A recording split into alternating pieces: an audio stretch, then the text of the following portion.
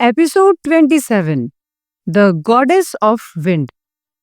निया उस घने जंगल में ओरुरिया की मिनिस्टर ऑफ डिफेंस मौका के साथ खड़ी थी, जहां से उसने मोटाज और जावा की सांसों की हल्की सी आहट महसूस की थी। पेड़ों की शाखाओं से छनकर आती नीली रोशनी उसके चेहरे को रहस्यमयी आभा दे रही थी। मौका की आंखें निया पर जमी थी, एक अजीब से अविश्वास और बेचैनी से भरी हुई। निया ने धीमे पर तीखे स्वर में कहा, चिंता मत करो मौका, मैं लुमिन को ये कभी नहीं बताऊंगी कि तुम और तुम्हारे प्रहरी कितने निकम्मे साबित हुए हो। मौका ने कुछ नहीं कहा।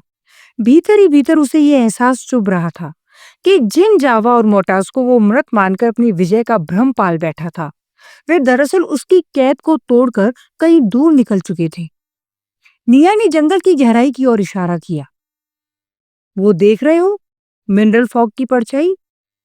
वो धीरे धीरे उस जगह बढ़ी जहां ओरुरिया के एक निवासी के बिखरे हुए मृत फोटोन धुंध में उलझे हुए पड़े थे। यहीं पर जावा ने अपनी ही धुंध से इस ओरुरिया के नागरिक को जकड़ा था और मरने से पहले मोटाज ने उसकी शक्ति सौंप ली थी। मौका का चेहरा सख्त हो गया। तो क्या वो दोनों ओरुरिया से भाग गए? उसकी आवाज विस्मय से कांप उठी। निया ने तीखे स्वर में उत्तर दिया, यही होता है मौका, जब तुम अपने दुश्मन को समझने पर फोकस नहीं करते हो। मौका मौन हो गया। निया की निगाहें पूरे जंगल को भेदती सी लग रही थी। वो आगे बोली, मोटाज आपात शक्ति रखती है, पर याद रखो, वो किसी और की शक्ति को केवल सीमित समय के लिए अपने भीतर रख सकती है। मौका अब भी उलझन में था। पर आपको कैसे यकीन है कि वही मोटाज थी? निया हल्की मुस्कान के साथ उसकी ओर झुकी। क्योंकि यदि किसी ने प्रकाश प्रहरियों की जेल से जावा को छुड़ाया होगा, तो वो और कोई नहीं, मोटाज ही होगी। साधारण चेंजलिंग कुछ क्षणों में ही अपनी शक्ति खो बैठते हैं। मोटाज इतनी देर तक भ्रम को जीवित रख सकती है। मौका चुप हो गया। निया की आवाज अब और ठंडी हो गई थी। वो ओरुरिया को छोड़कर बाहर नहीं जाएगी। भले उसने प्रकाश के पुत्र का अंश अपने भीतर समाहित कर लिया हो, परंतु इस ग्रह से बाहर जाने में बहुत समय लगने वाला था और इस ग्रह के बाहर अनंत अंतरिक्ष था। जल्द ही उसकी शक्ति क्षीण हो जाएगी और अंतरिक्ष में उन्हें केवल एक शांत पर निश्चित मौत मिलेगी। मौका अब धीरे धीरे समझने लगा था। तो क्या अब भी वो ओरुरिया पर ही है? लेकिन कहाँ? मिया ने उसे गहरी दृष्टि से देखा। यही प्रश्न है मौका। सोचो कि मोटाज यहां तक आई कैसे? मौका ने सिर झुका लिया। उसने अपना रूप बदलकर हमें धोखा दिया होगा महानिया।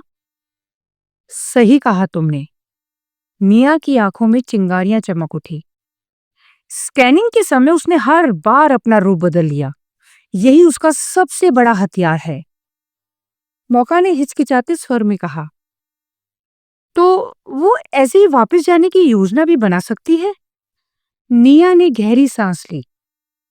शायद हाँ और शायद नहीं। मौका ने झिझकते हुए कहा, मैं कुछ समझा नहीं महानिया। निया ने कहा, गौर से सोचो, अगर तुम मोटाज और जावा की जगह होते तो क्या करते? यदि मैं मोटाज और जावा की जगह होता तो छुपा ही रहता, क्योंकि प्रिजन ब्रेक के बाद ओरुरिया का इमिग्रेशन सतर्क है। वहां यात्रियों को घंटों रुककर परखा जाता है और इतनी देर तक तो मोटाज भी अपना भ्रम कायम नहीं रख पाएगी। निया ने हल्की सी स्वीकृति में सिर हिलाया। सही कहा मौका। मौका आगे बोला, तो फिर वो लोग कहाँ छिपे होंगे? क्या आप अपनी वायु शक्ति से उन्हें ढूंढ नहीं सकती? निया ने गहरी सांस लेकर उत्तर दिया, अब ये कठिन है। जब वे इस जंगल में थे जहां कोई और विदेशी को आने की अनुमति नहीं थी, तब उन्हें पहचानना सरल था। लेकिन अब स्थिति बदल चुकी है। मोटाज और जावा ऐसे स्थानों पर छिप सकते हैं जहां ज़ेफिरिया, टेरानॉक्स या वल्कनी से आए लोग रह रहे हैं। उनकी सांसें भी वैसी ही प्रतीत होगी जैसी उन दोनों की। उसकी दृष्टि क्षितिज में भटक गई। और जितना मैंने पता किया है, इस समय ओरोरिया पर लगभग 10 लाख विदेशी उपस्थित हैं। इतने विशाल समूह में उनकी सांसों को अलग कर पाना असंभव है। मौका ने दृढ़ स्वर में प्रस्ताव रखा। परंतु महान निया, यदि आप आदेश दें तो मैं अपने सभी प्रहरियों को उन्हें ढूंढने के लिए लगा देता हूँ। हम प्रकाश गति से चलते हैं, शीघ्र ही उन्हें खोज निकालेंगे। निया की होठों पर रहस्यमयी मुस्कान उभर आई।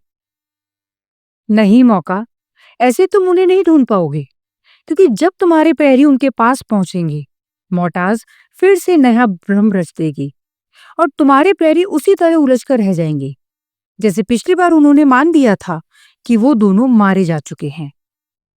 ये सुनकर मौका मौन हो गया। उसे महसूस हो रहा था कि निया सच कह रही है और उसकी हर बात भयावह रूप से सत्य सिद्ध हो सकती है। तो फिर हम क्या करेंगे?